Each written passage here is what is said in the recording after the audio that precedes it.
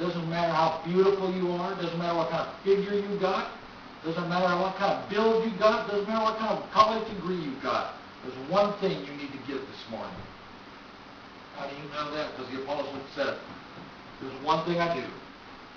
I don't think I've gotten there yet. I haven't got my hands on it yet. I don't have the totality of it yet. But there's one, say it with me, one thing. One thing. Say it louder. One thing.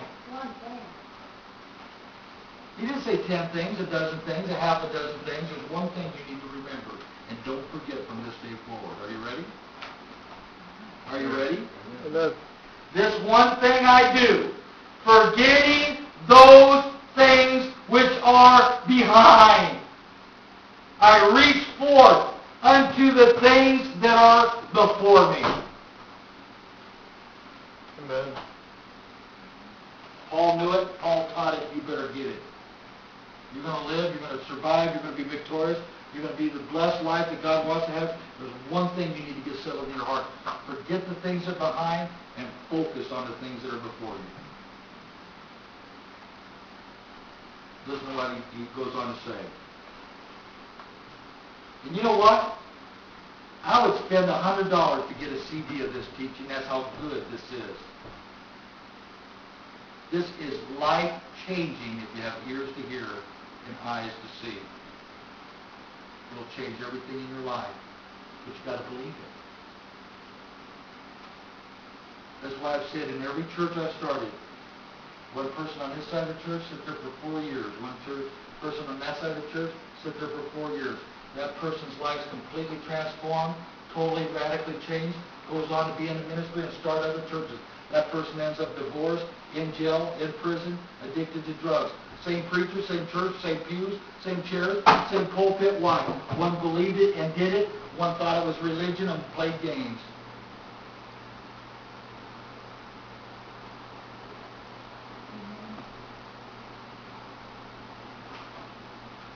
This one thing I do, forgetting the things which are behind and reaching forth unto those things which are before. Verse 14.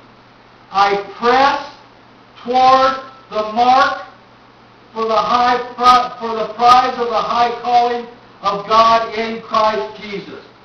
Let us, therefore, as many as be perfect, which means mature. If you have any idea of growing up, any idea of ever being more mature Christian than you are now, you better get this. Let us, therefore, as many as be perfect, be thus minded, and if anything be otherwise minded, God will reveal even that unto you. If you're going to grow up in the Lord, you better think just like the great Apostle Paul. What's it say in your version, Brother Jeff? Very loudly. Verses 13, 14, and 15, my brother. And you're going to be on international tape here. Of course, my brothers, I really do not think that I've already won it. The one thing I do, however, is to forget what is behind me and do my best to reach what is ahead. So I run straight toward the goal in order to win the prize. I do what? I run straight toward the goal. Not to the left, not to the right, not sitting down and playing and resting. I run and I stay straight. Go ahead. Which is God's call through Christ Jesus to the life above. Get that early in your life. Are you getting that in your heart? Do you understand what the Lord's trying to get through to us? You failed, I failed, everybody's failed. Get over it, drop it, forget it.